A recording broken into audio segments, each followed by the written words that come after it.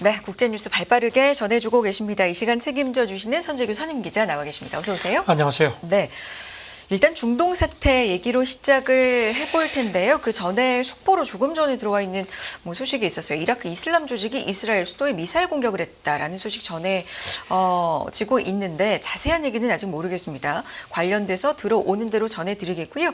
중동 사태, 대학가 반전 시위로 좀 번지고 있다. 계속해서 전해주고 계시잖아요. 네, 지금 중동 사태가 조금 좀 하마스하고 그 평화협상 재개되고 해서 조금 좀 진정되는 듯 하더니 또 상황이 좀 안 좋아지는 것 같습니다. 블룸버그가 오늘 새벽에 여러 명의 소식통을 이용해서 전했는데 튀르키예가 네. 이스라엘하고 그 앞서부터 일부 그 교역을 좀 제한을 했었습니다. 왜냐하면 에르도안 튀르키예 대통령이 계속 하마스 편을 들어왔거든요. 그런데 그 이스라엘하고의 그 교역을 전면 중단한다고 그렇게 그 방침을 밝힌 걸로 블룸버그가 보도를 했는데 조금 전에 그 튀르키예 무역부가 확인을 했습니다. 네. 그 이스라엘군이 가자 지구에 대한 그 구호를 완전히 허용할 때까지 전면 교역을 중단하겠다 이렇게 선언을 했습니다. 네. 지금 두 나라 교역은 작년 기준으로 우리 돈으로 한 9조 4천억 원 정도고 이 가운데 이스라엘이 수입하는 게 한 76% 정도 됩니다. 여기 대해서 이스라엘 외무장관이 X에 글을 올려서 튀르키예가 이런 그 국제 협정을 깨고 일방적인 조치를 취했다 하면서 이거는 독재자의 행동이다. 아주 감정적인 그 반응을 보였습니다. 에르도안은 그동안에 이스라엘 규탄에 좀 앞장서온 입장 아니었습니까? 네, 그렇습니다. 네. 그래서 말씀드린 것처럼 이미 지난달 초부터 그 이스라엘하고의 그 교역 수출을 네. 제한을 했었습니다. 이제 무역 전쟁을 하는 것 같습니다. 말씀드린 것처럼 이 미국 대학가 반전 시위 확산 얘기를 계속해서 특파원께서도 전해주고 계셨고 또 기자님께서 정리를 좀 해주셨었는데 이게 좀 심각한 상황인가 봅니다. 네, 지금 미국 내에서 최소한 34개 대학에서 지금 시위가 계속되는 걸로 네. 오늘 새벽에 전해졌고요. 그리고 지금 AP통신이 방금 전에 전한 걸 보니까 최소한 한 2,000명 정도가 그 경찰에 체포된 모양입니다. 네. 이런 가운데 지금 그러니까 바이든 대통령이 상당히 난감한 입장이었는데 그동안에 입을 꽉 다물고 있다가 어제 직접 백악관에서 브리핑을 했습니다. 그러면서 표현의 자유는 존중하는데 폭력 시위는 안 된다 이렇게 얘기를 했습니다. 그러면서 반유대주의든 어떤 반팔레스타인이거든 미국인에 대한 어떤 차별이나 폭력도 용납돼서는 안 된다 이렇게 얘기를 했습니다. 그러니까 폭력은 안 된다 이걸 좀 강하게 그리고 이제 기자들이 이렇게 네. 계속 반전 시위가 있는데 이걸 계기로 해서 중동 정책을 재검토할 용의가 있느냐 그러니까 거기에 대해서는 아주 아니다 이렇게 선을 그었습니다. 그리고 또 이제 트럼프는 내가 대통령이면 주박용은 투입하겠다고 했는데 그걸 물어보니까 그런 일은 없다 이렇게 잘라 말했습니다. 지금 최소 30개 이상의 대학에서 이 시위가 벌어지고 있거든요. 34개 대학 정도로 지금 네. 집계가 됐습니다. 그런 가운데 유엔 인권수장도 미국 대학가 반전 시위 강경 대응을 우려하는 목소리를 표했다고 하는데 어떤 내용일까요? 어제 성명을 냈습니다. 네. 그러면서 표현 자유하고 평화 집회권은 사회 운영의 기본이다. 특히 팔레스타인 문제 같은 중요한 사안에 대한 견해가 많이 엇갈릴 때는 그런 그 표현의 자유가 더 보호되어야 된다. 다만 표현의 자유를 정당하게 행사하는 것하고 폭력 증오를 선동하는 것은 혼동되면 안 된다. 이렇게 또 선을 그었습니다. 네. 지금 영국에서도 보니까 대학에서 또 이런 그 시위가 확산되는 모양인데요. 영국 교육장관도 대학 내에 이런 걸 좀 단속해달라고 요구를 하는데 지금 이런 그 반전 시위가 미국을 출발을 해가지고 이렇게 좀 서방 쪽에서 좀 확산되는 그런 모습입니다. 알겠습니다. 자, 올해 스웨덴에서 열리는 유럽 최대 팝 음악 축제 얘기 좀 해볼까요? 유로비전에 참가한 이스라엘 가수가 자국 정보기관으로부터 외출 자제를 통보받았다. 이것도 연관된 얘기일까요? 네, 그 스웨덴에서 오는 10일부터 이제 유로비전 송 콘테스트 굉장히 오래됐죠. 네. 1956년부터 열리고 있고 이게 이제 결승 결선을 TV가 생중계하는데 엄청나게 많은 뭐 근 한 2억 명 정도가 이걸 시청을 하는 그런 아주 유럽에서 가장 큰 그 팝 음악 축제입니다. 유로비전. 네, 네. 유로비전 송 콘테스트죠. 네. 여기 보면은 여기 이제 이스라엘 러시아계 이스라엘 가수 에덴 골란이라고 20살인데요. 여기 이제 참가를 하는데 지금 외신 보도를 보면은 이스라엘 보안 당국으로부터 지금 이렇게 반유대 그런 시위가 많고 하니까 공식적인 일정 외에는 좀 외출을 삼가해 달라고 그렇게 지침을 받았다는 겁니다. 네. 스웨덴도 경계를 좀 강화하고 있는 걸로 알려지네요. 스웨덴도 지금 네. 뭐 만약에 사태 대비하고 왜냐하면 이제 이런 그 시위가 자꾸 일어나니까요. 이게 이 사람은 애초에 그 참가할 때부터 좀 여러 가지 얘기가 많았던 모양입니다. 이게 이제 주최 측의 유럽 방송 연합인데 이 골란이라는 가수가 참가곡을 낸 게 제목이 10월의 비 이렇게 되어 있었습니다. 10월 하니까 기억나시죠? 작년 10월 7일 날 하마스가 이스라엘을 네. 기습 공격했죠. 그래서 이제 이 주최 측에서 이거 좀 정치적으로 좀 문제가 있는 것 같으니까 당신이 참가하려면은 제목도 바꾸고 노래 가사도 좀 바꿔달라 하니까 이제 그거를 수용을 해서 제목을 허리케인으로 변경을 했다고 합니다. 그래서 일단 참가를 했는데 이제 이게 계속 좀 이렇게 좀 문제가 있는 걸로 보입니다. 네. 이스라엘을 아예 올해 대회에 나오지 못하도록 요구하고 뭐 대회 자체 보이콧 얘기도 나오고요. 좀 시끄러운 모양입니다. 네, 유럽 쪽에서 네. 뭐 음악계에서 이스라엘이 저렇게 지금 가자 지구를 저렇게 탄압을 하니까 올해 못 나오게 해라. 그리고 또 이렇게 또 이제 이 골란이 그래도 참가를 하니까 그러면 우리 대회 송 콘테스트 아예 보이콧하자 뭐 이런 얘기까지 있었던 모양입니다. 네. 알겠습니다. 다음 얘기 넘어가 보도록 하죠. 미국과 사우디 상호 방위 조약이 급물살을 탄다. 어떤 얘기일까요? 블룸버그 보도인데요. 네. 바이든 행정부가 지금 이 이스라엘하고 사우디 관계 정상화를 추진해 오다가 이제 하마스하고 이스라엘 전쟁이 터졌죠. 그래서 지금 이제 다시 바이든 행정부가 이제 이게 휴전 협정하는 걸 계기로 해서 사우디하고 이스라엘 관계 정상화 다시 또 지금 불을 붙이려고 하는 것 같습니다. 그래서 여기 대해서 이제 사우디가 조건을 내세운 게 있는데 그러면은 두 가지 조건을 내세웠거든요. 첫째는 미국이 나토에 버금가는 그런 상호 방위 조약 그런 거를 우리하고도 체결해 달라는 거 하나 하고 그다음에 사우디도 지금 핵 개발을 하려고 하거든요. 그러니까 이제 미국이 우라늄 네. 민간 우라늄 공급을 보장해 달라 이 두 가지 조건을 내세웠는데 그중 하나인 상호 방위 조약 타결이 그동안에 물밑 협상이 계속 되어왔던 모양입니다. 그래서 곧 타결되는 것 같다는 게 블룸버그 보도입니다.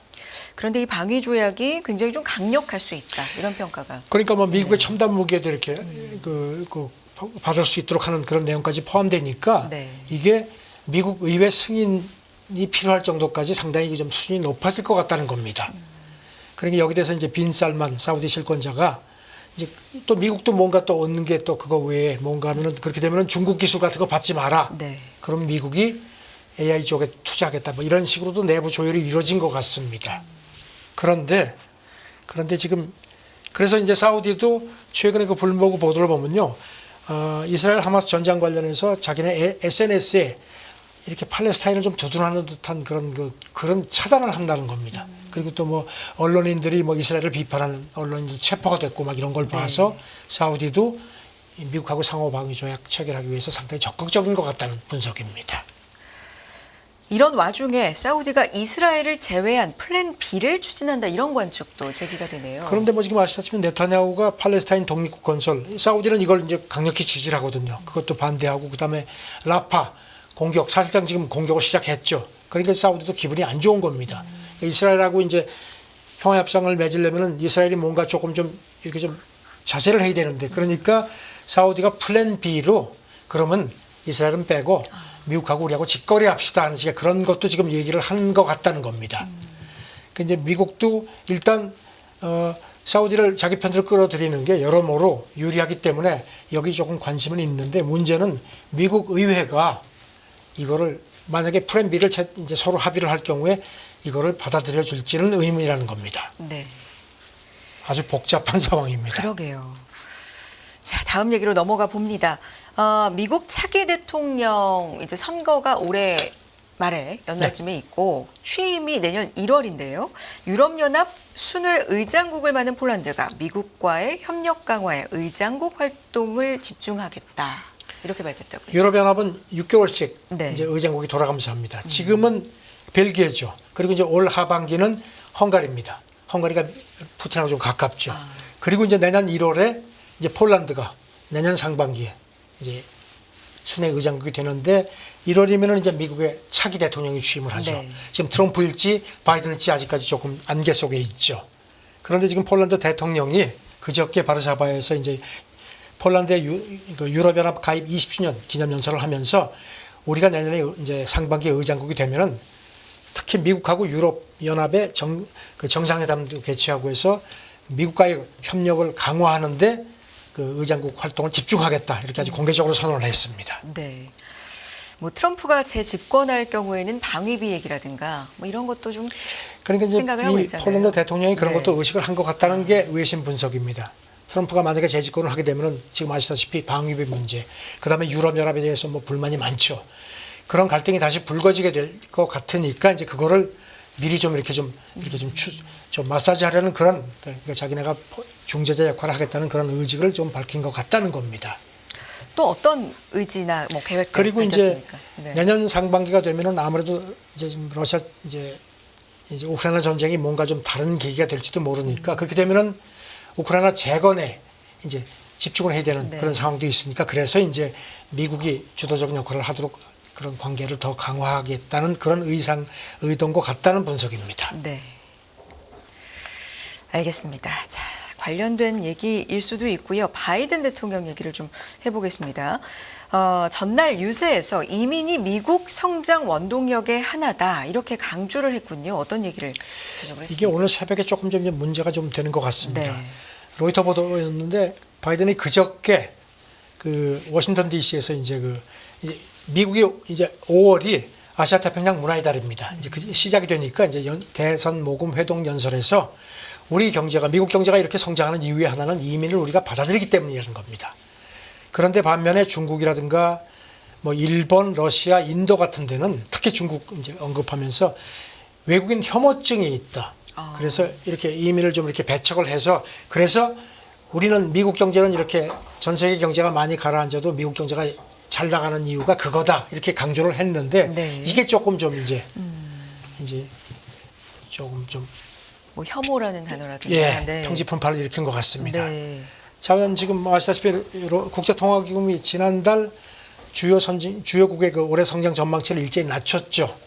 그러면서도 반면에 미국은 작년에는 올해 한 2.5% 성장할 걸로 IMF가 봤던 걸 2007%로 조금 올렸습니다. 그러니까 이제 바이든이 신이 났죠. 네. 그래가지고 신나서 발언하다가 이제 조금 외국인 혐오증 이런 얘기가 나왔는데 백악관이 이제 아차 싶었던 것 같습니다. 지금 뭐 아마 굉장히 많은 반발이 제기됐을 겁니다. 그러니까 이걸 좀 이렇게 그런 뜻이 아니고 해명을 하느라고 오늘 새벽에 아주 진땀을 흘립니다. 그러니까 경제에 이민 노동력이 기여한 바가 좀 크다라는 걸 강조를 하고 싶었던 것 같은데. 사실 좀, 뭐 네. 여러 실물 경제학자들도 네. 미국의 이렇게 그 주요국 가운데 이렇게 올해 성장이 좀 이렇게 탄력을 받는 게 그런 그 외국 노동력 그 탓이 크다는 지적을 했습니다. 그래서 이제 아시다시피 트럼프는 자기가 대통령 다시 되면은 이민 아주 철저히 규제하겠다고 했는데 바이든은 정반대죠. 그래서 이제 선거 이제 겨냥해서 이렇게 얘기했는데 발언이 조금 좀 셌던 것 같습니다. 네. 자, 다음 얘기는요. FOMC가 끝났습니다. 빅 이벤트였기 때문에 이걸 이제 소화하면서 한동안 시장은 좀 여러 가지 얘기가 좀 나올 것 같습니다. 일단 파월 의장의 발언들이 전반적으로는 좀 비둘기적이었다라는 해석이 있는 반면에 좀 아직은 불안불안하게 봐야 될 요소들도 있다라는 얘기들도 일각에선 있습니다. 뭐 이 얘기 좀 정리해 주실까요? 그래서 월스트리트저널이 그 파월 기자회견 발언을 이제 모아서 했는데 약간 좀 꼬집 좀 이렇게 삐딱하게 봤습니다. 네. 사실 월스트리트저널은 조금 좀 보수 논조로 평가가 되죠. 그리고 이제 그 저널 산하의 편집위원회가 있는데 그 파월 기자회견 했던 날 그날 오피니언란에 이제 여기서 글을 올렸는데요. 이렇게 그 제목을 이렇게 달았습니다. 제롬 파월이 물가 상승을 크게 걱정하지 않는다 이렇게 제목을 달면서 파월 회견을 백악관하고 미국 정부가 반길 거다. 그러면서 바이든은 그 소비자 신뢰를 위해서 이렇게 그 이제 소비자 신뢰가 이제 다급한 차원이고 옐런은 막대한 연방 부채를 이제 조달하기 위해서 모두가 낮은 금리를 필요하기 때문에 파월이 이렇게 도비시한 성향을 보인 거를 양쪽 굉장히 반길 거다 이렇게 논평을 했습니다. 네. 파월 발언 중에서 또 어떤 부분을 입력하셨나요? 그러면서 이제 파월 네. 그 발언 중에서 몇 가지를 딱 이제 부각시켰는데요. 다음 정책 움직임이 금리 인상이 될 가능성이 거의 없다고 본다고 한 부분하고, 그다음에 신규 임대료가 낮게 책정돼서 시간이 지나면 인플레가 완화될 거다 이런 대목을 부각시켰습니다. 네. 그다음에 이제 파월이 또 이런 얘기도 했죠.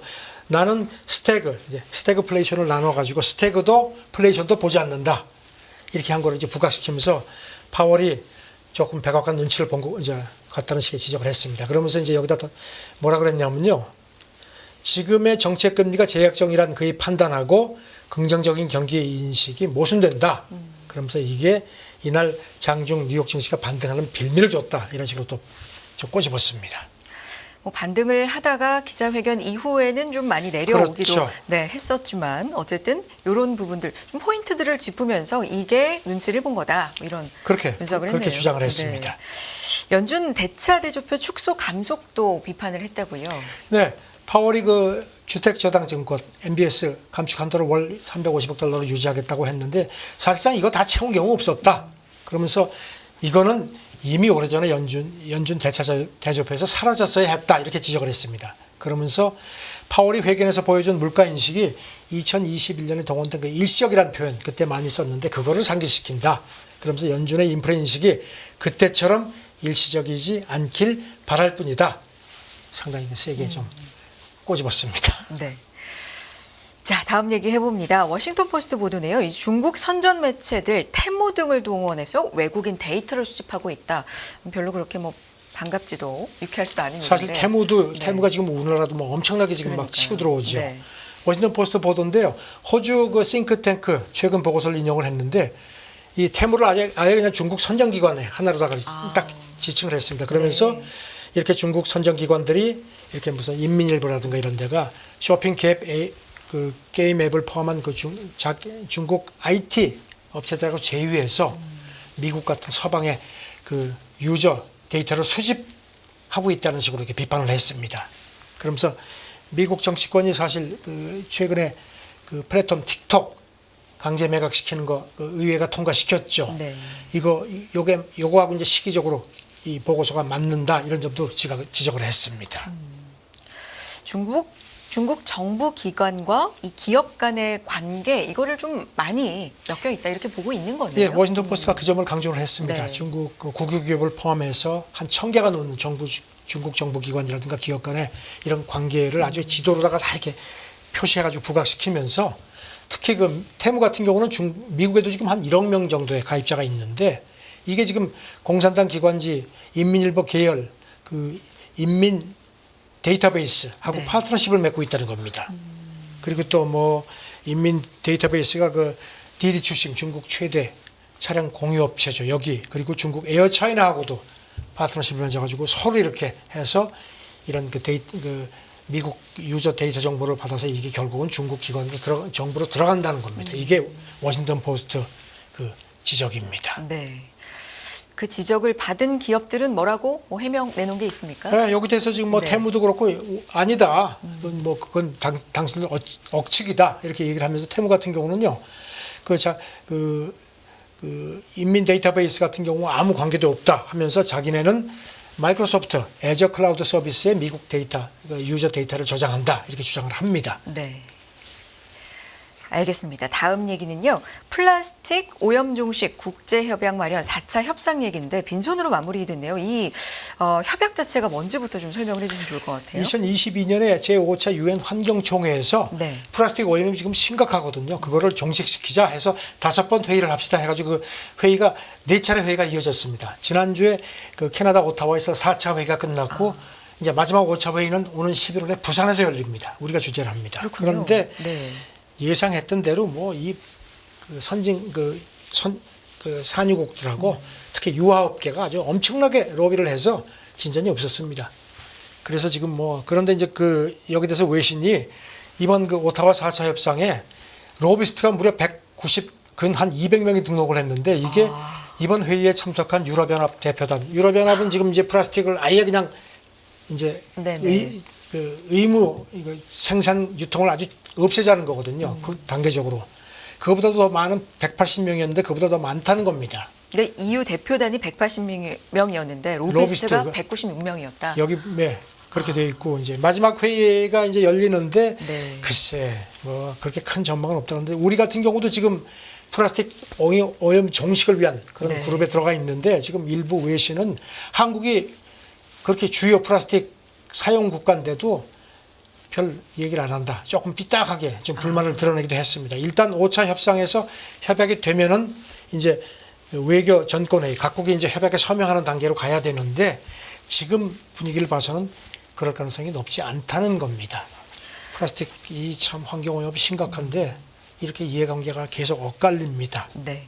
11월 마지막 회동은 또 부산에서 네. 열릴 예정이니까요. 이것도 좀 지켜보고 기억해둘 필요가 있을 것 같네요. 자, 워싱턴이 국제뉴스 함께했습니다. 선재규 선임 기자였습니다. 고맙습니다. 네, 감사합니다.